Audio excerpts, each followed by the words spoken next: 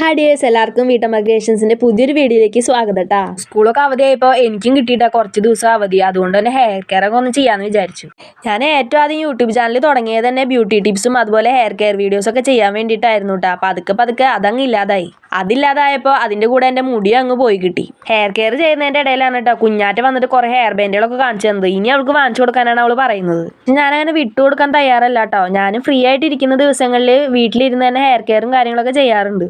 ഞാൻ വീട്ടിൽ സ്വന്തമായിട്ട് കാച്ചുന്ന വെളിച്ചെണ്ണ തന്നെയാണ് കേട്ടോ ഞാൻ യൂസ് ചെയ്യാറുള്ളത്. തലയിൽ തേക്കുന്നതിന് മുന്നേ ജസ്റ്റ് ഒന്ന് ചൂടാക്കി തേക്കുകയാണെങ്കിൽ അത്രയും നല്ലതായിരിക്കും കേട്ടോ. തലയിൽ വെളിച്ചെണ്ണ തേച്ച് കഴിഞ്ഞാൽ പിന്നെ കയ്യിലുള്ള ബാലൻസ് എണ്ണ ഞാൻ എൻ്റെ മുഖത്തും മേത്തൊക്കെ തേക്കാറുണ്ട് കേട്ടോ. ഒരു ഹെയർ കെയർ തയ്യാറാക്കാനുള്ള സാധനങ്ങളാണ് കേട്ടോ ഞാൻ ഈ നടന്ന് പൊട്ടിച്ചുകൊണ്ടിരിക്കുന്നത്. ആദ്യം ഞാൻ പൊട്ടിച്ചത് വേപ്പിൻ്റെ ഇലയാണ് കേട്ടോ. പിന്നെ നേരെ പൊട്ടിക്കാൻ പോയത് മുരിങ്ങയുടെ ഇലയാണ്.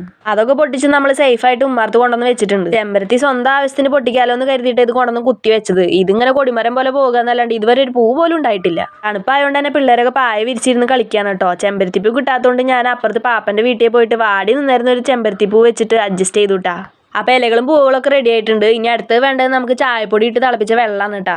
അത് തിളച്ച് മാറ്റി വെച്ച് കഴിഞ്ഞാൽ പിന്നെ മിക്സിയുടെ ജാറിലേക്ക് നമുക്ക് ഓരോ ഇലകളായിട്ട് ഇടാട്ടാ. നിങ്ങളെ കാണിക്കാത്ത 3 ഇലകളും ഞാൻ ഇതിൽ ആഡ് ചെയ്തിട്ടുണ്ട്. കഞ്ഞിക്കൂർക്കയും അതുപോലെ പേരയുടെ ഇലയും നീലാമ്പരിയാണ് കേട്ടോ 3 എണ്ണം. ഇതെല്ലാം ചേർത്തതിന് ശേഷം എനിക്ക് ഒട്ടും ക്ഷമയില്ലാത്തതുകൊണ്ട് തന്നെ ചൂടാറാൻ വെയിറ്റ് ചെയ്തില്ല കേട്ടോ. ആ ചായപ്പൊടി ഇട്ട് തിളപ്പിച്ച വെള്ളം ഞാൻ അതിലേക്ക് ഒഴിച്ചിട്ടുണ്ട്. പിന്നെ നമ്മൾ 2 ടേബിൾ സ്പൂൺ കടലമാവും കൂടി ചേർത്തിട്ടുണ്ട് കേട്ടോ. അരയ്ക്കാൻ നോക്കിയപ്പോൾ കറക്റ്റ് സമയത്ത് തന്നെ കറണ്ടും പോയിട്ടുണ്ടായിരുന്നു കേട്ടോ. എന്നാലും വേണ്ടില്ല, കറണ്ട് വന്നതിന് ശേഷം ഞാനിത് അരച്ചെടുത്തിട്ടുണ്ട്. പക്ഷെ അതിൻ്റെ ചൂട് പോയിട്ടുണ്ടായിരുന്നില്ല. നമ്മളിത് ചൂട് തുറക്കുന്ന തലയിൽ തേക്കാൻ പാടില്ല. നമ്മൾ ചൂടാറാനായിട്ട് വെയിറ്റ് ചെയ്യണം കേട്ടോ. നമ്മൾ ഏത് ഹെയർ പാക്ക് ഉപയോഗിക്കുമ്പോഴും നമ്മൾ ഏത് എണ്ണയാണ് യൂസ് ചെയ്യുന്നത് അത് ആദ്യം തലയിൽ തേക്കാനായിട്ട് ശ്രദ്ധിക്കണം കേട്ടോ. അത് കഴിഞ്ഞിട്ട് വേണം നമ്മൾ ഹെയർ പാക്ക് യൂസ് ചെയ്യാനായിട്ട്. നമ്മൾ കുറച്ചായിട്ട് ഉണ്ടാക്കരുത്, നല്ല രീതിയിൽ തലയിൽ എത്താവുന്ന രീതിയിൽ വേണം ഹെയർ പാക്ക് ഉണ്ടാക്കാനായിട്ട് കേട്ടോ. വെളിച്ചില്ലാത്തതുകൊണ്ട് ഞാൻ പുറത്തു നിന്നിട്ടാണ് വീഡിയോ എടുക്കുന്നത്. അത്യാവശ്യം നല്ല രീതിയിൽ മഴ പെയ്യുന്നുണ്ടായിരുന്നു. സ്ക്രീനിൽ ചിലപ്പോൾ നിങ്ങൾക്ക് കാണുന്നുണ്ടാവില്ല. പക്ഷെ അതായിരുന്നില്ല മെയിൻ പ്രശ്നം. എൻ്റെ കാലിൽ അപ്പടി കൊതുക് കടിക്കുന്നുണ്ടായിരുന്നു. അതാണ് നിങ്ങൾ എന്നെ തുള്ളിക്കളിക്കുന്ന കുഞ്ഞുപുഴയായിട്ട് കാണുന്നത് കേട്ടോ. ഞാനെപ്പോഴും ബാക്ക് തേക്കുമ്പോൾ ഇതുപോലെ 2 സൈഡിലായിട്ട് മുടി കെട്ടി വെക്കാറുണ്ട് കേട്ടോ. പക്ഷെ പെട്ടെന്ന് കെട്ടി വെച്ചതുകൊണ്ട് ഒരു സൈഡത്തെ മുടി അഴിഞ്ഞു പോയിട്ടുണ്ടായിരുന്നു. മഴ ഇപ്പോഴത്തെ ഒരു മെയിൻ വില്ലൻ ആയതുകൊണ്ട് തന്നെ തുണികളൊന്നും ഉണങ്ങുന്നുണ്ടായിരുന്നില്ല കേട്ടോ. അകത്ത് ഫുള്ള് അയക്കുകയും കാര്യങ്ങളൊക്കെ ആയിരുന്നു. തുണികൾ ഫാൻ്റെ അടിയിലിട്ട് ഉണക്കായിരുന്നു മെയിൻ പരിപാടി. സ്കൂളില്ലാതെ വീട്ടിൽ പിള്ളേരുണ്ടാകുമ്പോൾ പിന്നെ വീടിൻ്റെ അവസ്ഥ ഞാൻ പറയാതെ തന്നെ നിങ്ങൾക്ക് അറിയാലോ. നമ്മൾ ചൂലും കൊണ്ട് ഏത് നേരം അവിടെ ഇരിക്കേണ്ടി വരും. ഞങ്ങളുടെ വീടിൻ്റെ അകവും പുറമൊന്നും തേക്കാത്തതുകൊണ്ട് തന്നെ ചെമരുമുക്കൂടെ അത്യാവശ്യം നല്ല രീതിയിൽ മഴ പെയ്യുമ്പോൾ വെള്ളം ഇറങ്ങുന്നുണ്ട്. ഏട്ടൻ്റെ ഷർട്ട് ഇടാൻ വേണ്ടിയിട്ടാണ് ഇതുപോലെ ടാർപ്പായി വലിച്ച് കെട്ടിയിരിക്കുന്നത്. കട്ടിലൊന്നും നമുക്കതുമ്പോൾ മുട്ടിച്ചിടാനായിട്ട് പറ്റുന്നുണ്ടായിരുന്നില്ല. അതുപോലെ തന്നെ ചെമരുമ മാത്രമല്ല അടിയിലേക്കും ഇതുപോലെ കിളിർപ്പ് നല്ല രീതിയിൽ വരുന്നുണ്ട്. രാത്രി സത്യം പറഞ്ഞാൽ കിടക്കാനായിട്ട് പേടിയാണ്. കുറേ വാർത്തകൾ കാണുന്നുണ്ടല്ലോ, ചെമരി ഇടിഞ്ഞു വീണു, മതിലിടിഞ്ഞു വീണു എന്നൊക്കെ.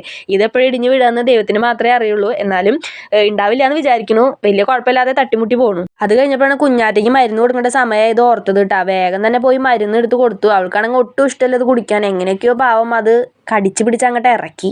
മഴ പെയ്യുമ്പോൾ മിറ്റടിക്കണ്ടെന്നല്ല എല്ലാവരും പറയാറ്. പക്ഷെ ഇവിടെ അങ്ങനെയല്ല കേട്ടോ. ഇവിടെ എത്ര അടിച്ചു കഴിഞ്ഞാലും മിറ്റം വൃത്തിയാവാറില്ല. കാരണം ചുറ്റും മരങ്ങളായതുകൊണ്ട് തന്നെ ഒരു കാറ്റ് വീശി കഴിഞ്ഞ് കഴിഞ്ഞാൽ മിറ്റം അടിച്ചാലും പിന്നെ അത് പഴയ പോലെ തന്നെ ആവും കേട്ടോ.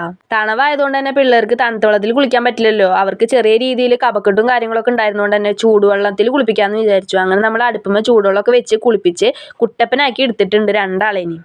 നിങ്ങൾ എൻ്റെ മുഖത്തേക്ക് ശ്രദ്ധിച്ച് നോക്കിയാൽ കാണാൻ എനിക്ക് ചെറുതായിട്ടൊരു താടി വന്നത്. അത് വേറെ ഒന്നല്ല കേട്ടോ, നമ്മൾ തലയിൽ തേച്ച ഹെയർ പാക്കിൻ്റെ നീര് ഒലിച്ചിറങ്ങുന്നതാണ്. അങ്ങനെ ഒരാളുടെ മേക്കപ്പും കാര്യങ്ങളൊക്കെ കഴിഞ്ഞിട്ടുണ്ട് കേട്ടോ. മറ്റാൾക്ക് ഈ ഡ്രസ്സ് പിടിച്ചിട്ടില്ല. അതാണ് അവളുടെ മുഖം ഇങ്ങനെ ഇരിക്കുന്നത്. ഞാൻ എന്തിട്ട് കൊടുത്താലും അവൾക്ക് ഇഷ്ടമാവാറില്ല. അവൾക്ക് അവളുടെ ഇഷ്ടത്തിന് എന്തെങ്കിലും എടുത്തിട്ടല്ലെങ്കിൽ സമാധാനം കിട്ടാറില്ല. പിന്നെ അത് മാത്രമല്ല കേട്ടോ, ട്യൂഷന് പോകണ്ടെന്ന് പറഞ്ഞിട്ടും കൂടി വേറെ പരാതിയൊക്കെ ഉണ്ടായിരുന്നു. 2-3 ദിവസമായിട്ട് ട്യൂഷനൊന്നും പോയിട്ടുണ്ടായിരുന്നില്ല. പിന്നെ മഴയും വയ്യാതൊക്കെ ഇരിക്കുന്നതിന് ട്യൂഷന് പറഞ്ഞയച്ചിട്ടുണ്ടായിരുന്നില്ല കേട്ടോ. അങ്ങനെ അതൊക്കെ കഴിഞ്ഞ് എൻ്റെ കുളിയും അലക്കലൊക്കെ കഴിഞ്ഞ് വന്നപ്പോഴേക്കും അടുത്ത ട്രിപ്പ് നമ്മൾ ചൂലും കൊണ്ട് ഇറങ്ങിയിട്ടുണ്ട്.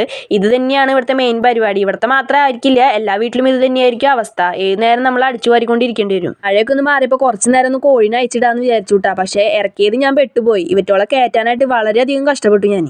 വല്ലാത്തൊരു തൊന്തരവായിരുന്നു കേട്ടോ. ഒന്നിറങ്ങിയാൽ ഒന്ന് കയറും. എന്തൊക്കെയായാലും മിഷൻ ഞാൻ സക്സസ് ആക്കി. ചെറിയൊരു വെയിലിന് നാളെ കണ്ടപ്പോൾ ഞാൻ ബെഡ്ഷീറ്റും 2 മുണ്ടൊക്കെ പുറത്തേക്ക് എടുത്തിട്ടിട്ടുണ്ട്. മഴയെ നോക്കിയിരിക്കുകയായിരുന്നു ഞാൻ. എപ്പോഴാണ് പെയ്യാന്ന് അറിയാൻ പറ്റത്തില്ലേ. മഴ വരുന്നുണ്ടോ നോക്കിയിരിക്കുമ്പോഴാണ് കേട്ടോ കുഞ്ഞാറ്റെ വിശക്കണേന്ന് പറഞ്ഞിട്ട് വന്നത്. അപ്പോൾ ഞങ്ങൾ എന്തായാലും ഫുഡ് കഴിച്ചിട്ട് കുറച്ച് നേരം കിടക്കാൻ വേണ്ടി പോകണം. അത് കഴിഞ്ഞാൽ ട്യൂഷന് പോകണം. അപ്പോൾ ഓക്കെ, ബൈ.